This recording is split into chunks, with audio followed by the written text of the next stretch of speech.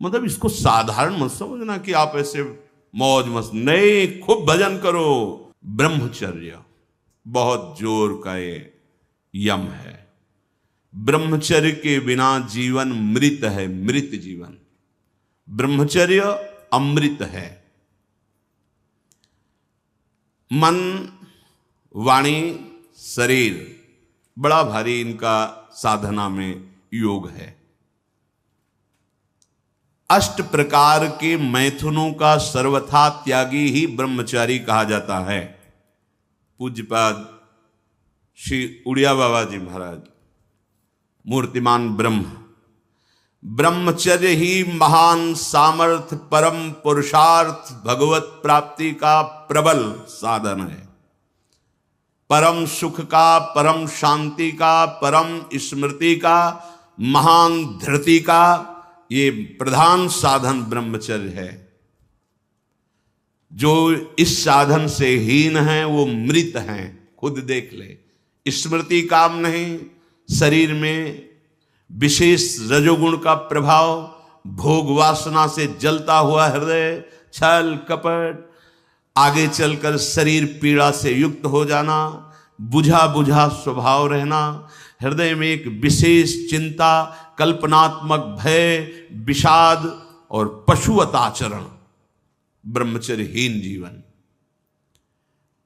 जो ब्रह्मचर्य धारण करना चाहे, भगवत मार्ग में जो चलते हैं उनके लिए तो है ही, पर जो भी परम सुख, परम आनंद और लोक में उन्नति, परलोक में परम पद, उसे ब्रह्मचर्य अवश्य धारण करना चाहिए। वैरागी के लिए नैष्ठिक ब्रह्मचर्य, आजीवन ब्रह्मचर्य। प्रवृत्ति गृहस्थ मार्ग के लिए संयम पूर्वक ब्रह्मचर्य का बर्ताव करना। जब तक पाणी ग्रहण संस्कार ना हो तब तक ब्रह्मचर्य अवश्य रहो। यदि उस समय तक ब्रह्मचर्य नहीं रहते तो तुम गृहस्थी को ठीक से नहीं चला पाओगे, वास्तविक अच्छे गृहस्थ नहीं बन सकते हो। जो तुम्हारी गृहस्थ की वृत्तियां हैं उनमें तुम सफल नहीं हो पाओगे। व्यभिचार व्यक्ति का सर्वनाश कर देता है। 20 वर्ष या 22 वर्ष की अवस्था तक तो सबको, जो भी बच्चे हैं उनको शिक्षा देनी चाहिए, ब्रह्मचर्य का ही पालन करें। बहुत सुंदर खेती गेहूं की लहलहाती हुई है, और देहाती भाषा में उसे गलेत कहते हैं। गलेत मतलब बाली निकलने को है। अब काट लो आप, एक दाना नहीं मिलेगा, और थोड़ा रुक जाओ धैर्य पूर्वक, बाली आ जाने दो, उसमें दाना पड़ने दो और दाना पक जाने दो, तो 1 बीघा खेत में 40 मन गेहूं होगा। ऐसे ही जो आप 13-14 वर्ष की अवस्था से आपके अंदर परिवर्तन होता है, एक भोगाकर्षण होता है सबके अंदर, सबके अंदर। जो इस भूमि में जन्मा है, या भगवान या भगवत प्राप्त महापुरुष कारक पुरुष, उसकी बात तो अलग है। अन्यथा जो भी जन्मा है, जहां 12, 13, 14 वर्ष की अवस्था होती है तो काम वेदना जागृत होने लगती है। मन एक अलौकिक आकर्षण, भोगाकर्षण की तरफ भागने लगता है। एक चाह होती, कोई हमारा ऐसा दोस्त हो, कोई हमारा ऐसा प्यारा हो जिसको हम अपना जीवन समर्पित करें। ऐसा होता है, एक वो माया का ऐसा आकर्षण होता है। इसीलिए पूर्व में गुरुकुल भेजा जाता था, बिल्कुल भोग विलासता से दूर, एकांत में महान ब्रह्म ऋषियों के शासन में, चाहे वो राजकुमार हो चाहे गृहस्थ बालक हो, एक ही संगत में बैठाल कर अध्यात्म विद्या के द्वारा, नियम संयम यम के द्वारा उन्हें पूर्ण किया जाता था। उनका ज्ञान पूर्ण, उनका संयम पूर्ण, विचार उनका सत्य, फिर वहां निर्णय लिया जाता था। अब मैं आजीवन नैष्ठिक ब्रह्मचारी रहकर संन्यास लूंगा, अब मैं गृहस्थ में जाऊंगा। दोनों की पद्धतियां थी। गुरुजनों को संतुष्ट करके एक विरक्त मार्ग में चले जाते, गृहस्थ मार्ग में। जो गृहस्थ मार्ग में जाते, पाणी ग्रहण हुआ, उसमें भी गुरुकुल में रहकर शिक्षा मिली है।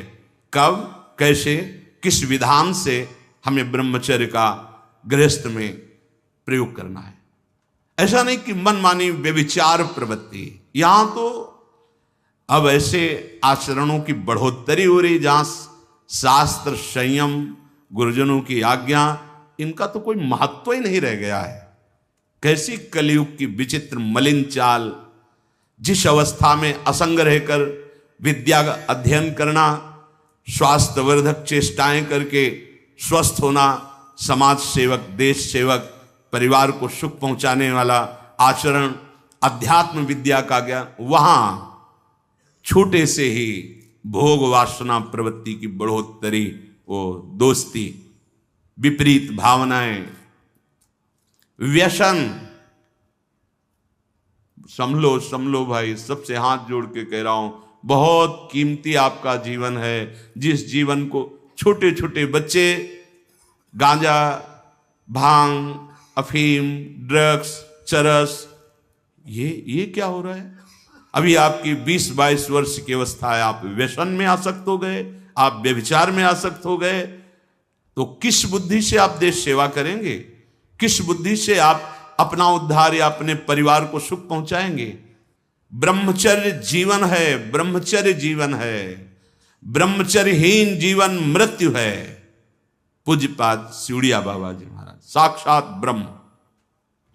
जिसको ब्रह्मचर्य धारण करना है, ध्यान देकर सुनिए, सबसे पहला कार्य उसकी दिनचर्या में, चाहे बच्चा हो, चाहे जवान हो, या जो कोई भी हो, सूर्य उदय के पहले रात्रि के चौथे प्रहर में ही जाग जाना चाहिए। अपने तो अर्धरात्रि के बाद ही जाग जाते हैं। चौथे पहर में प्रातः 4 बजे बिल्कुल जग जाना चाहिए। और जो 8-10 बजे तक सोता है, वो कोई भी हो, ब्रह्मचारी रह ही नहीं सकता, ब्रह्मचर्य रह ही नहीं सकता। वो स्वप्न दोष का शिकार होगा, वो नाना प्रकार की कुचेष्टाओं का शिकार होगा, पक्का। क्योंकि बुद्धि को सत्य प्रकाश की तरफ प्रेरित करने वाले भगवान भुवन भास्कर हैं। वो पधार रहे हो, आप सो रहे हो सैया पे, आपकी आयु, श्री, कीर्ति, बल सब नष्ट होगा। देखो ना, जो 10-10 बजे तक सोते हैं, देखो ना, उनसे बात करके देखो, एकदम ऐसा लगता है बुझा हुआ जीवन, कोई भागवतिक तेज उत्साह न वाणी में, न नेत्रों में, न तन में। क्या जीवन, मृत जीवन। सबसे पहला नियम लीजिए, जहां भी आपको शब्द सुनाई दे, आपका जीवन ब्रह्मचर्य ही अमृत है और आपका जीवन ब्रह्मचर्य ही नहीं मृत्यु है। ब्रह्मचर्य रहने के लिए आपको अपनी दिनचर्या सुधारनी होगी। प्रातः 4 बजे आपको उठना ही होगा, तभी आप ब्रह्मचर्य रह सकते हैं। अगर आप नहीं उठते तो आप देख लेना, इसका आध्यात्मिक प्रभाव पड़ता है। आप देखिएगा 3 बजे से लेकर के सूर्य उदय के तक अगर आप सोते हैं तो आपका स्वप्न दोष बढ़ेगा, आपका संयम बिगड़ेगा। अगर आप कोई ऐसी कुचेष्टाएं नहीं किए हैं तो स्वप्न दोष की संभावना ही नहीं होती। आप बाल्यावस्था से कुचेष्टाएं करते हैं, संयम विरुद्ध रहते हैं, तो आप ना चाहते हुए फिर सामर्थ्यहीन हो जाते हैं, ब्रह्मचर्यहीन हो जाते हैं। बहुत ध्यान दें, ये अध्यात्म में जैसे पूरा मकान बनने के लिए नींव मजबूत होना जरूरी है, चाहे जयखंड का बना लो आप, अगर नींव मजबूत है, नींव मजबूत नहीं तो फिर मकान ढह जाएगा। ऐसे ही ब्रह्मचर्य हर मार्ग की नींव है। चाहे जिस मार्ग में चलना चाहो, चाहे जिस संप्रदाय में चलना चाहो, चाहे लौकिक मार्ग हो या पारलौकिक, आपका ब्रह्मचर्य नींव है जीवन की। इसको मनोरंजन मत समझो। कैसी तुम्हारी दुर्बुद्धि, अपने हाथ से तुम अपना नाश करते हो। कैसी कैसी दुर्बुद्धि जागृत हो गई, सावधान। पूज्यपाद बाबा कह रहे हैं, जब प्रातः काल उठो, कोई भी हो, अगर थोड़ी भी आस्तिकता है तभी तो ब्रह्मचर्य की भावना आप धारण करोगे। तो उठकर पहला कार्य प्रभु का स्मरण। अपने तो प्रभु के स्मरण की सरसता प्राप्त करने के लिए पहले तो गुरुदेव और भक्तों का स्मरण, फिर प्रभु को। मोरे मन प्रभुस विश्वासा, राम ते अधिक राम कर दासा। भक्त सुमिरन से भगवान बहुत जल्दी प्रसन्न हो जाते हैं। हरि को निज यस्ते अधिक भक्तन यस पर प्यार। सबसे पहले महान भक्तों का स्मरण, उनसे हमें सामर्थ्य प्राप्त होती। जब उनका स्मरण करते हैं तो उनकी भजन शक्ति, उनकी कृपा शक्ति हमको बल देती है। हमारी दिनचर्या परम पवित्र और शास्त्र सम्मत होती है। फिर बिना, जैसे आजकल वो चल पड़ा है चाय काफी, बाबा मना करते हैं। ये दिनचर्या ब्रह्मचारी की नहीं होती कि आप सुबह उठे चाय पिए फिर सो, नहीं। हाँ, जल के लिए आयुर्वेद में सिद्धांत है, बिना कुल्ला वो मंजन किए आप जल पिए तो जो मुख में, वो आपके उदर को साफ करेगा जाके, आपके उदर को रोग रहित करेगा जाके। अधिक से अधिक पानी, अधिक से अधिक। अगर उल्टी हो जाती तो और अच्छा होता है। जैसे आप पिए 2-4-10 कदम टहले, आपको उल्टी लगे, अगर उल्टी कर दिया तो बहुत अच्छा हुआ, क्योंकि पित्त और सब गर्मी निकल गई। नहीं हो रही, पच गया है, फिर इसके बाद आप शौच स्नान आदि क्रिया कीजिए। फिर पवित्र जब शरीर हुआ तो जैसे भजन आवश्यक है वैसे व्यायाम आवश्यक है, वैसे प्राणायाम आवश्यक है, वैसे आपको 2 किलोमीटर दौड़िए। कुछ शारीरिक ऐसा व्यायाम, कुछ ऐसे भी व्यायाम करते हैं। ये कोई व्यायाम पैरे से करना, बहुत, ये कोई व्यायाम का मतलब पसीना निकले शरीर से, आपके शरीर को 1-2 किलोमीटर दौड़िए। अच्छा, बाहर दौड़ने का नहीं तो जगह जगह ऐसी सुविधाएं आजकल हो गई, हो ट्रेडमिल, हाँ उसमें, और ऐसे कुछ साधन है जिससे करिए। ये भजन है। अगर शरीर स्वस्थ है, पुष्ट है, तो आप भगवत सेवा, देश सेवा सब कर सकते हैं। व्यायाम और जैसे भजन आवश्यक। अगर तुम्हें व्यायाम ही करना है, तुम जवान हो और 3-4 खंड की सीढ़ी, तो नीचे आओ, नीचे से ऊपर 11 बार उतरो, दौड़ो, अभी व्यायाम हो जाएगा। नीचे सीढ़ी से शुरू करो और ऊपर तक जाओ, फिर नीचे आओ, फिर ऊपर 11 बार कर लो, देखो पसीना आ जाएगा, दौड़ो। ब्रह्मचारी बनना है तो ब्रह्मचर्य पचाने के लिए भी तो चाहिए ना। अब आधा घंटा पद्मासन, 30 मिनट कोई बहुत नहीं होता, बैठ करके आप प्राणायाम, अनुलोम विलोम, जो भी, जो आजकल शिक्षाएं भी दी जाती है इसकी, आप उसको कीजिए। आसन पे बैठिए, आपका शरीर स्वस्थ रहेगा। फिर अगर आप विद्यार्थी हैं तो जैसे हम शास्त्र स्वाध्याय करते हैं उसी भावना से आप विद्या, आप देखो अगर स्मृति आपकी प्रवीण ना हो तो बताना, और आहार आपका सात्विक हो। छोटे छोटे बच्चे, चाय काफी, ये अवस्था है बच्चों की, चाय काफी के। अब 50-60 की अवस्था हो गई, शरीर बहुत, वो ठीक है। ऑफिस में बहुत काम पड़ रहा है, वो थोड़ा ठीक है। अब नए नए बच्चे हैं और चाय काफी और ये व्यसन, भला ब्रह्मचर्य रह पाओगे? वैसे रह जाता है। परम पवित्र विचार वाला, परम पवित्र आहार वाला, परम पवित्र जब आपकी चेष्टाएं, तब इस महान शक्ति को धारण किया जाता है। ऐसे थोड़ी होता है। बड़े बड़े महापुरुषों से मिल मिलकर, रो रो कर प्रार्थना करके आप बताइए, उपाय बताइए जिससे हम अपने साधन संयम को नियमित संयम में रख सके, ऐसे भाव से चल सके। आपको तो बिना किसी प्रयास के सुनने को मिल रहा है महापुरुषों की बातें।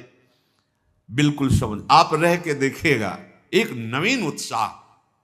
और हारिएगा नहीं। आपने यदि गलत संस्कार बना लिए तो हारिए मत। कुछ समय तक बिना चाहे वो अभ्यास आपको गिराएगा, लेकिन आप बिल्कुल नियम संयम में दृढ़ रहिए, धीरे धीरे शांत हो जाएगा। ये आप धीरे धीरे शांत हो जाएगा। अब आपकी दिनचर्या में 2 प्रकार के ब्रह्मचर्य, एक आजीवन ब्रह्मचर्य, तो वैरागी का तो आजीवन ब्रह्मचर्य होता है। जो प्रवृत्ति गृहस्थ मार्ग में, उनका संयम का होता है। शास्त्र संयम के अनुसार वर्ताव करे तो उसका जीवन बड़ा सुखमय जाएगा। केवल मन के अनुसार चलने पर कि आप गृहस्थ हैं तो आपके लिए छूट नहीं। देखो,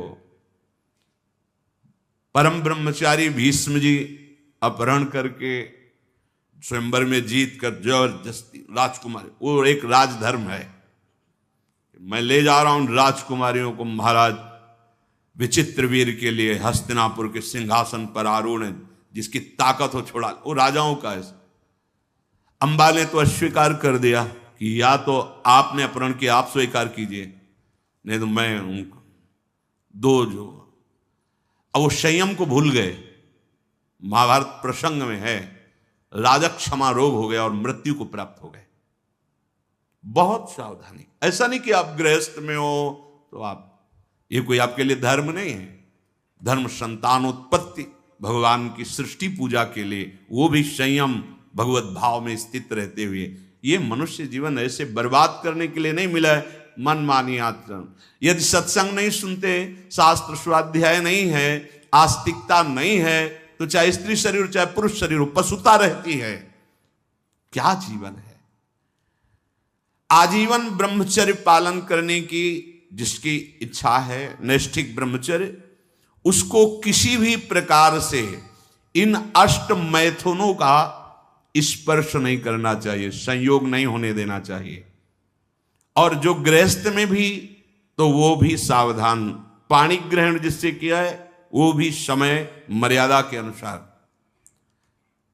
अष्ट प्रकार के ये मैथुन है। पहला, जब हम कोई गंदी बातें सुनते हैं, गंदी बातें देखते हैं, तब हमारे अंदर गंदी बातों का चिंतन होता है, फिर संकल्प बनता है। पहला, जो हम देखते हैं उस पर सुधार करो, जो हम सुनते हैं उस पर देखो।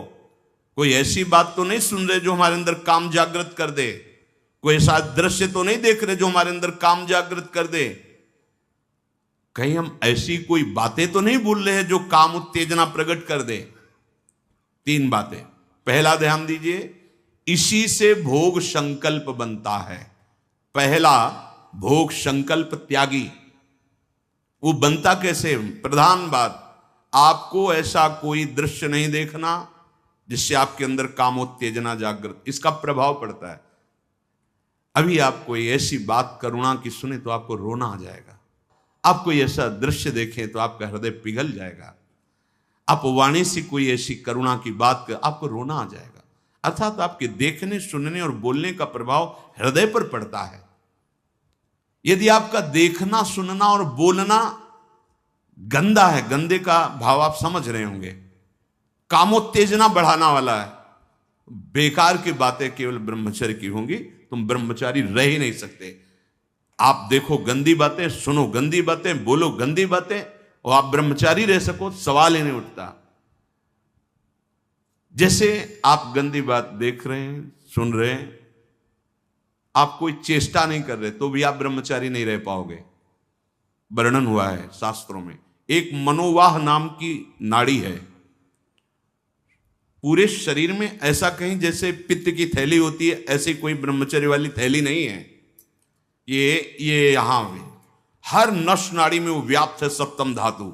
मनोवाह नाड़ी, जो ही आपका चिंतन विकारात्मक हुआ, वो नाड़ी घसीटती पूरे शरीर से उस सप्तम धातु को, और वो घसीट लिया, आपने क्रिया की या नहीं की, आपका चिंतन बिगड़ा हो गया, वो किसी न किसी बहाने से लघु शंका में, स्वप्न में, कैसे भी बाहर हो जाएगा, वो नहीं रुकेगा। संकल्प रहित, भोग संकल्प रहित हृदय कब होगा? जब आपका देखना, सुनना और बोलना पवित्र होगा। बहुत सावधान।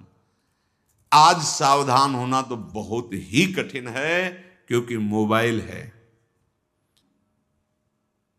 जो बातें बहुत गुप्त रखी जाती थी कि नई पीढ़ी, नई समाज हमारी समय आने पर जाने, बड़े बुजुर्ग घर की माताएं बहनें जब बेटी का ब्याह होता था तब एकांत में शिक्षा देती थी, तुम्हारा पति ऐसा, ऐसे व्यवहार करना, ऐसे चलना, अब तुम गृहस्थ में जा रहे हो तो ऐसा ऐसा। अब छोटे छोटे बच्चे बूढ़ों को समझा सकते हैं, इतना ज्ञान है उनको, क्योंकि हाथ में मोबाइल है।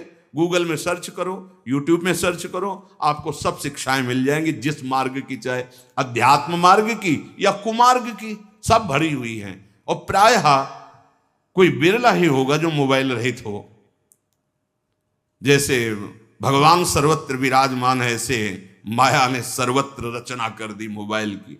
हर चीज में कुछ गुण हैं, कुछ दोष हैं। अगर मोबाइल रखो तो गुण ग्रहण करो, बहुत आवश्यक है। ठीक है, आप कहीं ऐसी जगह फंस रहे हैं, फोन कर दिए, सहयोग मिल गया, आप पुलिस को फोन कर सकते हैं, घर को फोन कर सकते हैं। जहां चिट्ठी जाती थी महीनों में, वहां मिनट में बात कर लो, बड़ी सुविधा है। लेकिन कुमार्गगामी प्रवृत्ति की सुविधा उसमें मत लीजिए। अगर आप वो बातें देखेंगे, आपके पास मोबाइल है, एकांत हुए और आप 4 साधक बैठकर या 4 नौजवान बैठकर आप अपने को संभाल नहीं सकते। एक दृश्य देखा आज आमिल ने कि एक वैश्या किसी के साथ जंगल में ऐसे, उस दृश्य ने नीच आचरणों में फंसा दिया। एक दृश्य देखा, सौभरी ऋषि ने मछली की 50 राजकुमारियों से ब्याह किया जाके मानधाता की। दृश्य ही देखने मात्र से भ्रष्ट हो जाना होता है। फिर आप उसको तो सर्च करके इच्छा करके देख रहे हैं। हाथ जोड़कर प्रार्थना है, इस आग से बचो। ये आग तुम्हारे सुकृतों का नाश करके, तुम्हारी जीवनी शक्ति का नाश करके तुम्हें ऐसे चिंता, शोक, ऐसे दुख में फंसा देगी, फिर नहीं निकल पाओगे। त्यागात् शांतिरनंतरम, भगवान ने कहा। भोग के बाद शांति नहीं, तृष्णा पैदा होती है। भोग के बाद शांति नहीं मिलती है। कुछ क्षण के लिए वो कामना का भोग किया इसलिए शांत लगता है, फिर उसके बाद जो उसकी तृष्णा पैदा होगी, वो तांडव देख रहे उस तृष्णा का, पशुवत आचरण। हम बातें बड़ी ऊंची ऊंची धर्म की करते हैं, लेकिन नींव नहीं है धर्म की। ये ब्रह्मचर्य पूर्ण जीवन के लिए अमृत पद है। चाहे गृहस्थी में हो, चाहे व्यापारी हो, चाहे किसान हो, चाहे, और विरक्त मार्ग का तो यही मुख्य ऐसा आधार है जिसके ऊपर वो विविध प्रकार की दैवी संपदा का अनुभव करता है। पहला है, जो आप देख रहे हैं, सुन रहे हैं, बोल रहे हैं, वो कामोत्तेजना वाला नहीं होना चाहिए, क्योंकि उससे आपके मन में संकल्प बनेगा। संकल्प भोग का बन गया तो क्रिया हो या ना हो, आप ब्रह्मचर्य नहीं रह पाएंगे। एक बार परमहंस स्वामी श्री ओंकारानंद सरस्वती जी महाराज, साक्षात मूर्तिमान ब्रह्म, नजफगढ़, कानपुर, गंगा के किनारे, बहुत ही ज्ञान संपन्न महापुरुष, तो हिम्मत करके पूछा गुरुजनों से, तो अपनी बात, महाराज जी पूर्ण ब्रह्मचर्य रहने में कई ऐसे साधकों में परस्पर वार्ता को कहते स्वप्न दोष हो जाता है, तो हम कैसे अखंड ब्रह्मचारी माने जाएंगे।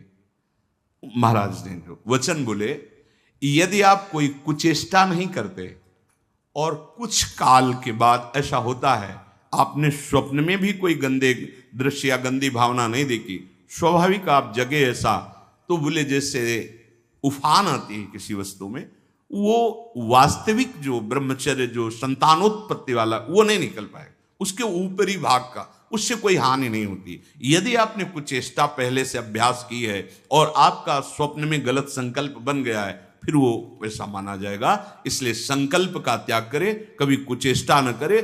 स्वाभाविक कभी खान पान बिगड़ गया या कभी स्वाभाविक ऐसे अधिक श्रम, अधिक थक जाने से ऐसा हुआ, तो बोले वो ब्रह्मचर्य खंडन नहीं माना जाता, ऐसा उन्होंने बताया। दूसरा, अब हम सामने तो आंख नहीं मिला रहे काम भाव से, लेकिन हम छुप करके किसी शरीर को देख रहे हैं।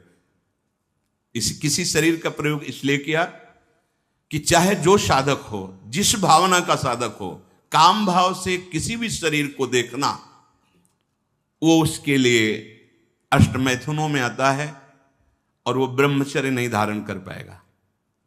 भावनाएं हैं अलग अलग, काम भावना का अलग अलग आरोप शरीरों में किया गया है। समय परिवर्तन के साथ बुद्धि का परिवर्तन होता जाता है, कामनाओं का अलग रूप होता चला जाता है। जो हमने कभी शास्त्रों में नहीं पढ़ा वो देखने को मिल रहा है।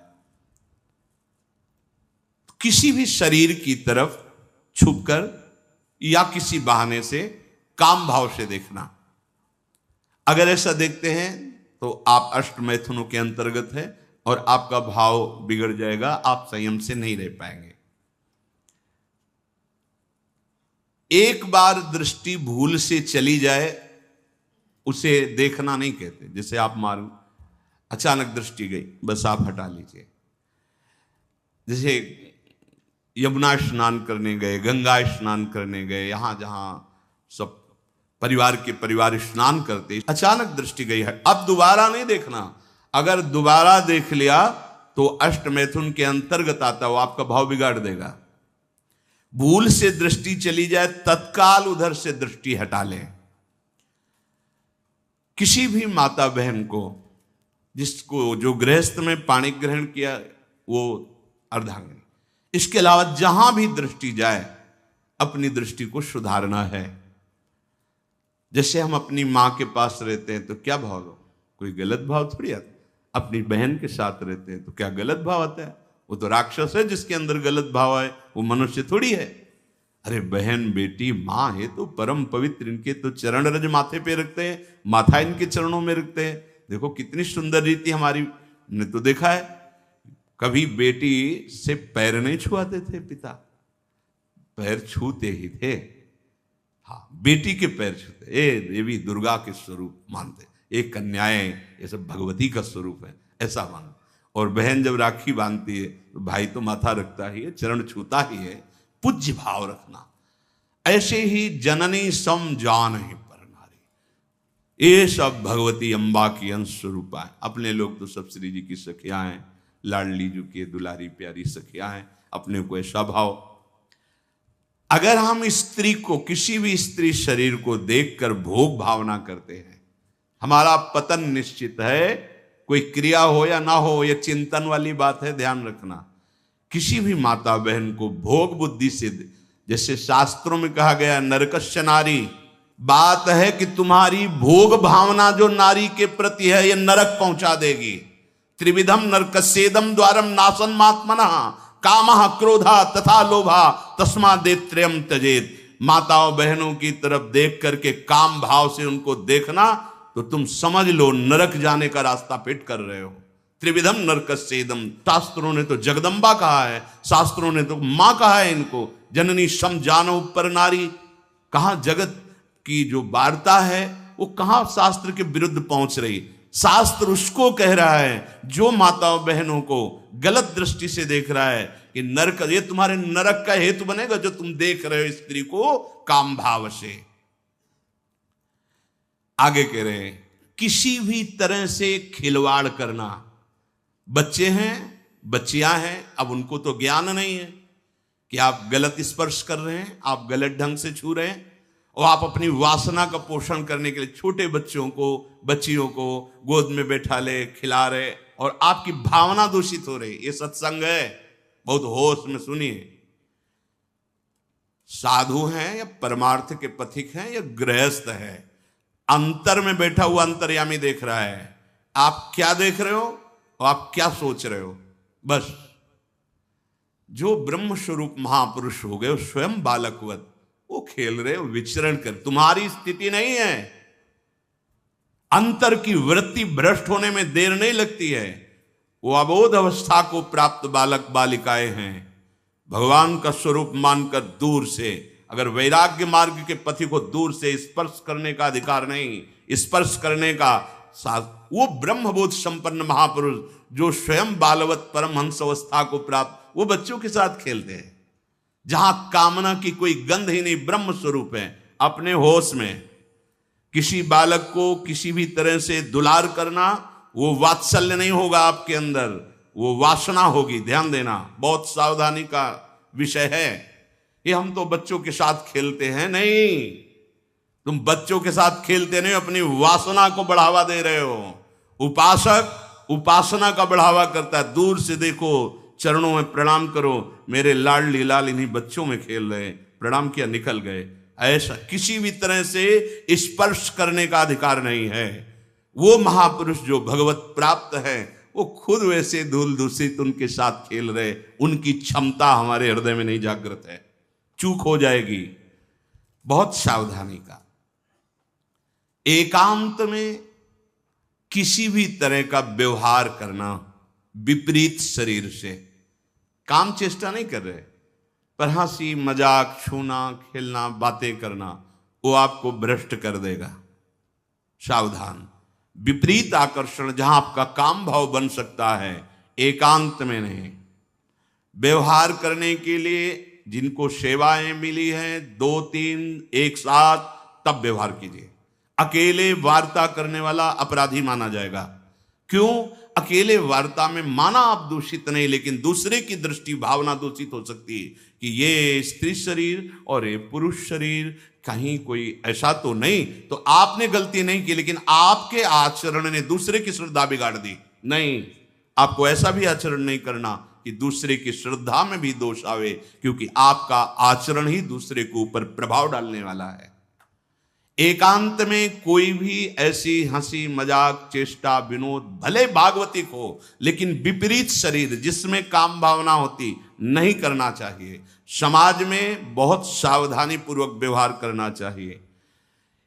एकांत में किसी भी ऐसे विपरीत शरीर का ऐसे हंसी मजाक करते हुए स्पर्श करने से भावना में काम प्रभाव जागृत हो जाता है। बलवान इंद्री ग्रामो विद्वानमपि करसति, साधारण की तो बात जाने दो। किसी भी जीव को मैथुन करते हुए एकाग्रता पूर्वक देखना, मानो कोई पशु पक्षी आदि ऐसे मैथुन धर्म से अचानक दृष्टि गई, राधा राधा राधा, अगर आपने एकाग्रता पूर्वक देखा तो ये दृश्य आपको भ्रष्ट कर देगा। फिर मोबाइल में देखने वाली तो बात ही जाने दो। अचानक दृष्टि गई किसी पशु पक्षी आदि में, राधा राधा, अपनी दृष्टि नीचे की चल दिए। अगर उसका चिंतन बना, उसको एकाग्रता पूर्वक देखे तो कुछ क्रिया नहीं होगी। मनोवाह नाड़ी इतनी सामर्थ्यशाली, जहां चिंतन हुआ काम का, वो पूरे शरीर से सप्तम धातु को, ब्रह्मचर्य आपका क्षीण हो जाएगा। बहुत सावधानी की जरूरत। वीर्य, प्राण, मन, इन तीनों का परस्पर घनिष्ठ संबंध है। एक भी स्थिर हो जाए तो तीनों स्थिर हो जाएंगे। ब्रह्मचर्य ठीक, मन एकाग्र और प्राण सूक्ष्म। सूक्ष्म प्राणों के द्वारा ही परम योग को प्राप्त किया जाता है। स्थूल प्राण, बहुत खाना, बहुत चर्बी बढ़ाना, ये साधन हो पाएगा? शाम ऐसे आटा लगा दिया जाए, उड़े ना। श्वास प्रश्वास चल रही, उस आटे पर धक्का भी नहीं लगना चाहिए, तब समझना चाहिए कि प्राणवायु सूक्ष्म हो रही। इन बातों का कोई ध्यान ही नहीं हो रहा, बस मनमानी आचरण।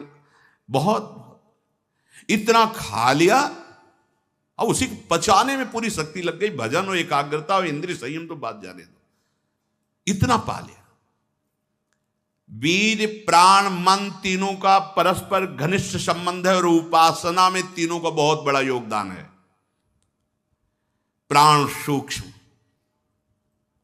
देखो नाम जब आप श्वास लेते हैं आराम से, और नाम चल रहा है कशान, फिर श्वास आराम से, नाम चल रहा है।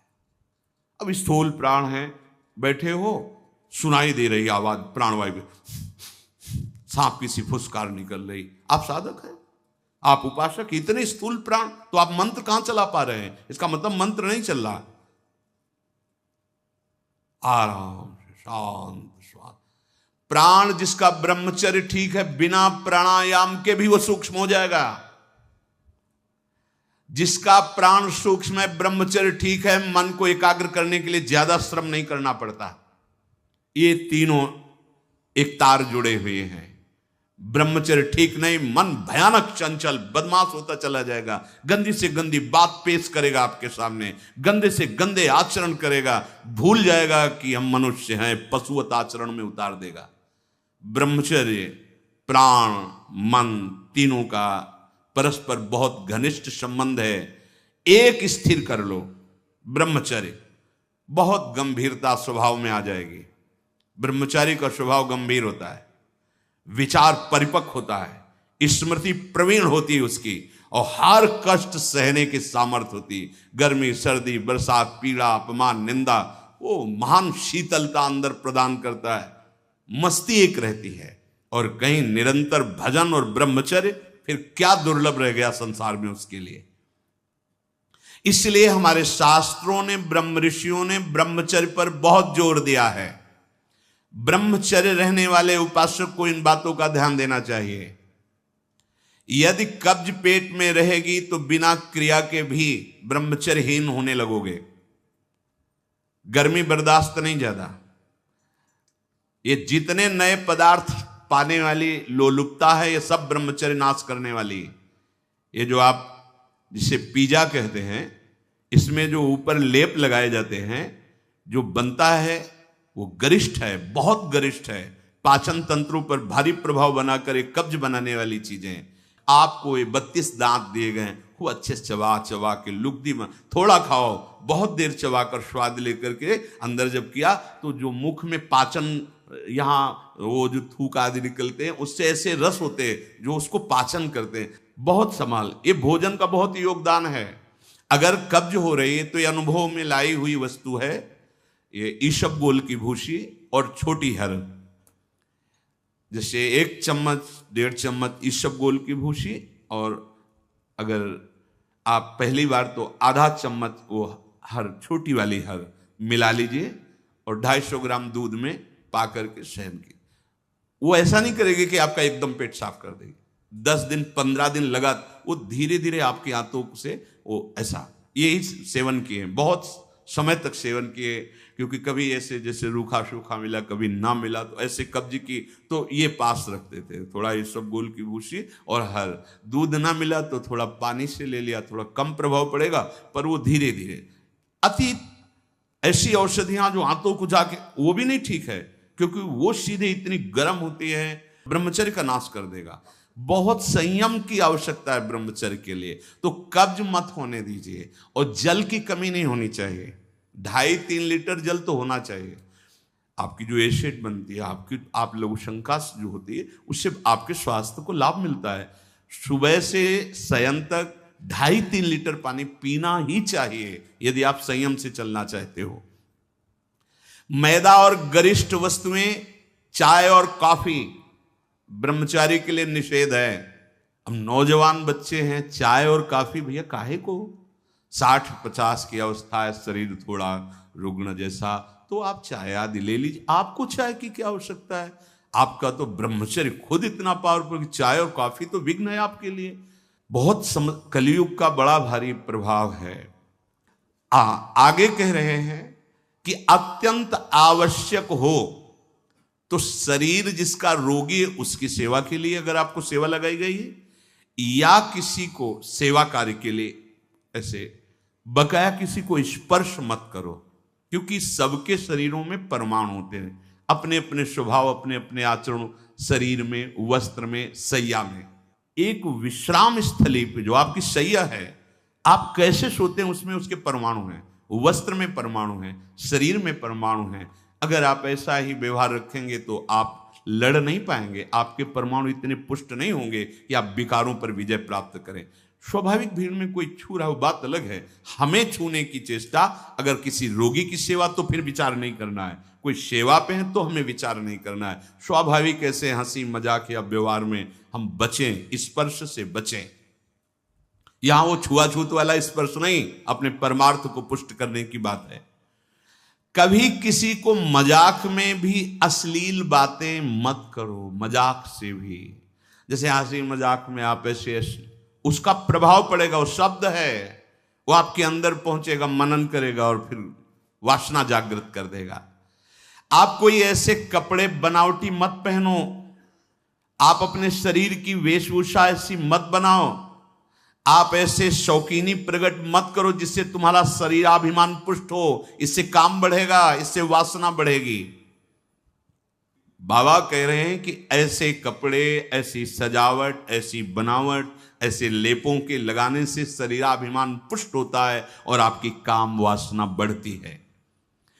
शरीर मन बुद्धि किसी की भी उन्नति नहीं होती जो शरीर सजाने में, शरीर के, उससे सब बिगड़ जाता है। देहाभिमान, देह भाव पुष्ट होता है, देह भाव पुष्टता में ही सारे विकार अपना राज्य करते हैं। बहुत सावधानी की जरूरत है, बहुत सावधानी। बड़ा पवित्र वेश रखो, पवित्र वस्त्र पहनो, हाँ, सावधानी पूर्वक चलो। इससे कोई वीआईपी पना प्रकट नहीं होता, इससे आपकी मन की, आपकी बुद्धि की, आपकी चित्त की दशा गलत मार्ग में चली जाएगी, क्योंकि शरीर भाव आप पुष्ट कर रहे हैं, शरीर को दिखाना, शरीर का सजा। हम ये नहीं कहते कि आप बाबा जी बन जाओ, आप सब पूरे मुख में रज लगाओ, ये तो हम लोगों के लिए। पर आप उचित ऐसी सभ्य पोशाक हमारे देश की रही है, बड़ी मर्यादापूर्ण रही है, आप उस पर ध्यान दीजिएगा। क्योंकि आप ऐसे जैसे शरीर सजाना सही, इससे आपको दुख मिलेगा, आपका मन वासना में हो जाएगा, आपकी भावनाएं दूषित हो जाएंगी। संत समागम तो शरीर राग नष्ट करने के लिए, परमानंद। आप भजन करो, देखो आपको ऐसा सौंदर्य प्राप्त होगा, अंदर आपका ऐसा सुंदर रूप होगा। देखो ना, आचार्य चरण कहते हैं, लक्ष्मी कोटि विलक्ष लक्षण लसल लीला किशोरी सतई राधाध्यम ब्रज मंडले मधुरम राधाभिधानम। जो हमारी स्वामिनी जी के दासी भाव को प्राप्त होता है, उसको इतना सुंदर रूप मिलता है कि करोड़ों लक्ष्मी आश्चर्यचकित हो जाएं। ऐसा राधा दासी का स्वरूप होता है। इधर आओ, इतना सुंदर रूप प्रिया प्रीतम का, इतना सुंदर रूप आपका, और ऐसे महासुख में निमग्न होना। ये चमड़ा सजाते रोज सजाते तो कितने जन्म बीत गए, और इसी चमड़े में आग लगाई जाएगी, यही चमड़ा गाड़ दिया जाएगा। प्यारे, कुछ समय के लिए मिला है, इसी से तो राग मिटाने का अवसर है। आप इसको सजा के और वासनाओं के खेल में उतर रहे हो, कितनी बड़ी हानि कर रहे हो। अभी आप समझ नहीं रहे, इसलिए आपको बुरा लग सकता है कि हमारे पहनावे पे बोल रहे हैं, हमारे ऐसे। नहीं, आप अच्छे से अच्छे कीमती वस्त्र पहनिए, पर उसकी सादगी होनी चाहिए। आप अच्छा पाइए, आप अपने उचित शरीर का श्रृंगार कीजिए। सुंदर मनुष्य शरीर मिला है। देखो, जो पशु श्रृंगार करने योग्य नहीं, वो तुमसे भी सुंदर होते हैं।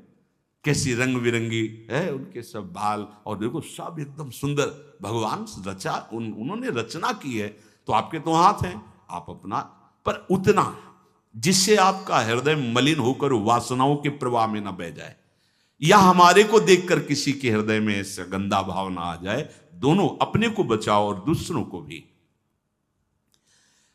जो तुम्हारे मन में काम भाव पैदा कर दे, ऐसे पदार्थ मत पाओ। अनुभव करो, भोजन पाते हो, पाने के बाद भजन में मन लग रहा है या वासना में जा रहा है? वासना में जा रहा तो क्यों जा रहा है? क्या आज नया पदार्थ पाया, और उस पदार्थों को जीवन भर के लिए छोड़ दो। अनुभव करो।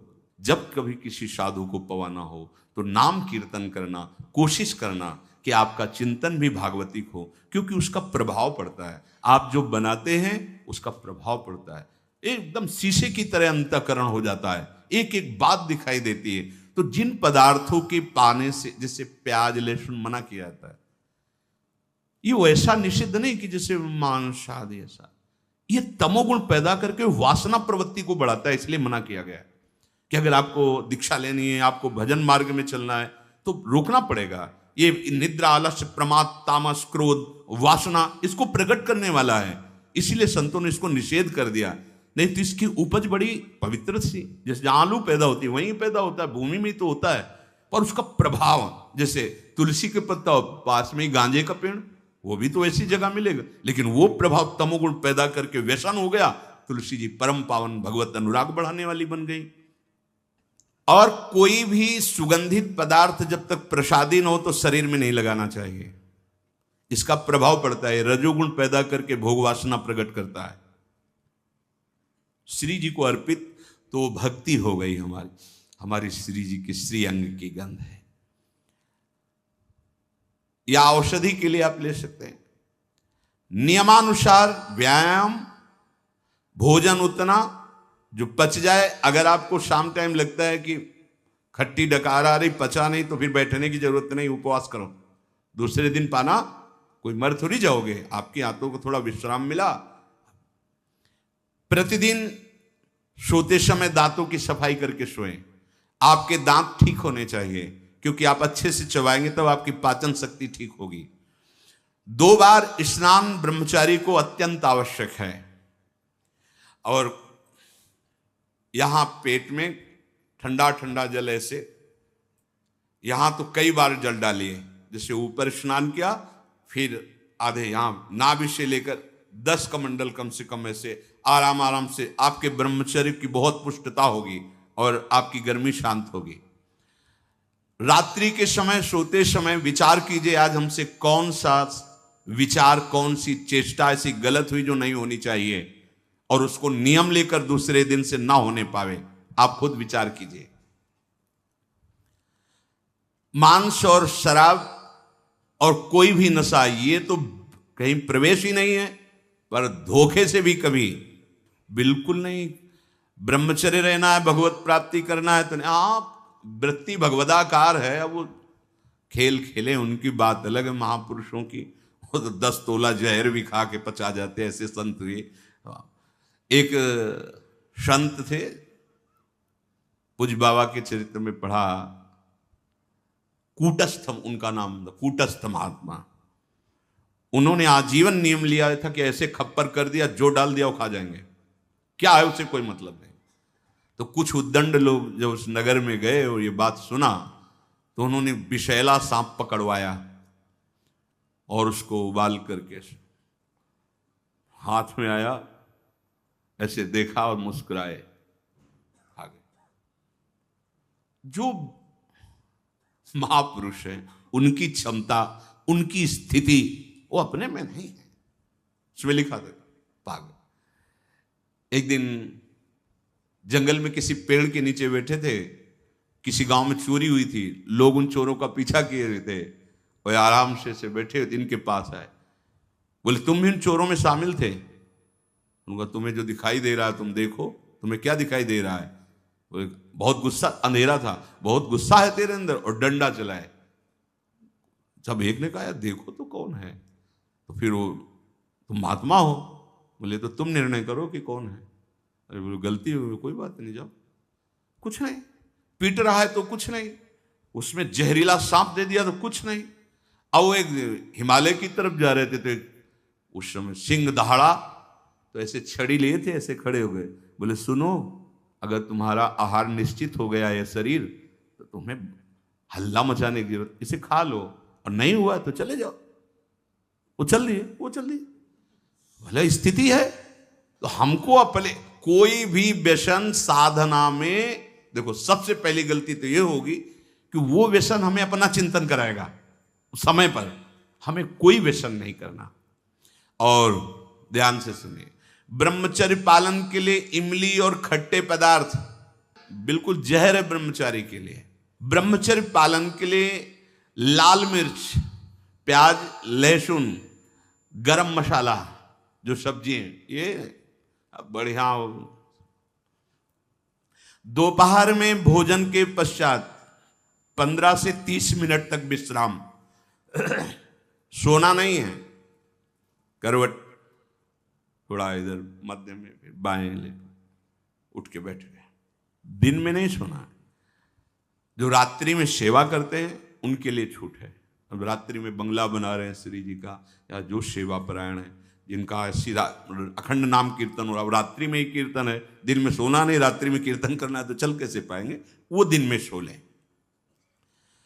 सायंकाल के समय भोजन निषेध है। संध्या का समय हो रहा हो, भोजन निषेध है, शास्त्र स्वाध्याय निषेध है। उस समय कीर्तन, नाम जप आदि। और रात्रि में भोजन पाने के 30 मिनट भ्रमण करें। भोजन पाने के बाद घूमिए, फिर शयन कीजिए। अगर ब्रह्मचर्य रहना है, नहीं सब खा पी के और दूध पी के फिर सो गए, फिर नहीं ठीक रहेगा। दिन में उपासक को कभी नहीं सोना चाहिए। ये छूट उसके लिए जो रात्रि में सेवा परायण है, जगते हैं। यदि रात में आपको जगना पड़े तो अपनी नींद पूरी करने के लिए उससे कम समय में काम चला लीजिए। अधिकतर दाईं करवट से सोना ब्रह्मचर्य के लिए लाभदायक रहेगा। सोते समय भगवत चिंतन अत्यंत आवश्यक है। यदि आप सोते समय छूट दे दी तो गलत चिंतन उस समय जरूर होगा, और गलत चिंतन हुआ अगर सो भी गए तो धोखा हो जाएगा, और अगर जगते रहे तो धोखा हो जाएगा।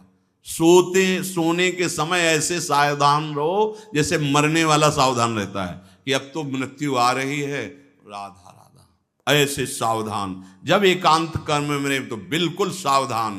उस समय क्या करते हैं हम लोग, असावधान हो जाते हैं, छूट दे देते हैं। अगर मोबाइल है तो मोबाइल में लग गए, नहीं तो चिंतन मनन वो कहीं ना कहीं भटकाव में आ जाएगा। भटकाव में आ जाएगा, आपसे धोखा हो जाएगा। बहुत सावधान, ये बात मान लीजिए, आपका एकांत परम पवित्र और सावधानी पूर्वक होना चाहिए। जब तक नींद ना आए, अपने लोगों ने तो ये अभ्यास किया गुरुजनों की आज्ञा से कि जैसे अब दिनचर्या पूर्ण हुई, अब शयन करने जा रहे तो माला लेके बैठ गए। जब तक ऐसे नहीं हुआ तब तक माला नहीं हटानी है। बैठे, जब लगा कि अब बस सो ही जाएंगे, कभी कभी माला छाती में रखे ही सो गए, फिर जगह फिर शुरू हो गया। भजन नहीं, अगर भजन उस समय एकांत में नहीं करते तो बकवास है, ब्रह्मचारी नहीं बन सकते। बहुत चंचल मन है, किसी न किसी बहाने से आपको धर्म भ्रष्ट करेगा, ब्रह्मचर्य भ्रष्ट करेगा। बहुत सावधान। उपन्यास, अश्लील पुस्तकें, अब बाबा के समय तो मोबाइल नहीं चला था ना, नहीं तो वो भी लिख देते, ये कभी ना पढ़ें, ऐसी कोई बातें ना पढ़ें, ऐसे कोई दृश्य ना देखें। ब्रह्मचर्य जो साधना है, इसमें व्यर्थ समय नष्ट करने वाला ब्रह्मचारी नहीं रह सकता। आप अपने कार्य में रत रहिए, कार्य से विलग हैं तो आपका चिंतन ब्रह्मचर्य की पुष्टता के लिए भगवत चिंतन, महापुरुषों के चरित्रों का चिंतन, इससे आपकी बुद्धि प्रवीण होगी और आपके अंदर जो मनोवासनाएं हैं उनका नाश होगा। फिल्म, सिनेमा, नाटक देखने वाला कभी ब्रह्मचारी बन ही नहीं सकता। अब देख लो भाई, सावधानी पूर्वक। इसलिए ब्रह्मचर्य ये महान साधना की भूमिका है। अपरिग्रह, ये पांचवा है। अपरिग्रह, जितनी तुम्हारी आवश्यकता वास्तविक सेवन के लिए, उतनी वस्तु पर अधिकार रखो। इसके बाद जो भी वस्तु गोविंद ने दी है, परिवार सेवा, जगत सेवा, ऐसा, या आप विरक्त हो, वह उतने अधिकार, जितना वस्त्र, जितने पे सोरे, जितना भोजन। कल क्या मिलेगा ये हमें चिंता नहीं करनी है, हरि गुरु जाने। कल की अगर विरक्त को चिंता है तो वह विरक्त नहीं है, और गृहस्थ को चिंता होनी ही चाहिए। ये कल परिवार कैसे चलेगा? गृहस्थ का संग्रह प्रधान और विरक्त का संग्रह रहित जीवन। हरि गुरु जाने कैसे भरण पोषण करेंगे। अपरिग्रह ये बहुत बड़ी सिद्धि है। भोग्य वस्तुओं का अपने लिए संग्रह ना करना और भोगते समय ये ध्यान करना शास्त्र आदेश है कि नहीं। कोई भी वस्तु पदार्थ अगर ऐसे रहा जाए तो कह रहे हैं कि अहिंसा का पालन करने वाले का प्रभाव पड़ता है कि उसके सामने हिंसक वृत्ति वाला भी आ जाए तो दैन्य हो जाएगा, हिंसा वृत्ति नहीं रहेगी। और सत्य का पालन करने वाला वाणी से जो बोल देगा वही हो जाएगा, पक्का पक्का। अगर आप झूठ नहीं बोलते और सत्य का पालन करते हैं तो ठीक वैसा ही हो जाएगा। आस्ते जो इसने कभी किसी चोरी आदि, ये जो अभी पीछे वर्णन हुआ, नहीं करता तो साफ दिव्य रत्न जो चाहेगा उसके अंदर संपत्ति के रूप में जागृत हो जाएगा। जैसा वैभव चाहेगा वैसा वैभव आ जाएगा। और ब्रह्मचर्य का पालन करने से शारीरिक मानसिक दिव्यता प्रकट हो जाती है और महान पराक्रमी संकल्प वाला बन जाता है। संकल्प वाला, भुजदंड भले ऐसे ना हो पर उसका संकल्प ऐसा होगा कि जो चाहेगा वो कर सकता है, अध्यात्म बल परिपूर्ण। और अपरिग्रह, वो जन्म जन्मांतर की बातें जानने लगेगा। उसके अंदर ऐसा ज्ञान जागृत हो जाएगा कि भूत भविष्य वर्तमान तीनों काल का, जो केवल धर्म संज्ञक भोगों को भगवत प्राप्ति के लिए भोगता है और अपने लिए भोगों का संग्रह नहीं करता, समाज सेवा, परिवार सेवा, भगवत सेवा भाव, तो उसके अंदर ऐसा ज्ञान जागृत होता है कि जन्म जन्मांतरों की बातों को जान लेता है। ब्रह्मचर्य से सारी सिद्धियां जागृत हो जाती है। इसलिए परमार्थ के पथिक में बड़ी दिव्यता होती है। इन दिव्यताओं का जो आज वर्णन हुआ, इनका मनन करें और भगवत बल से इनको धारण करें। श्री राधा वल्लभ लाल की।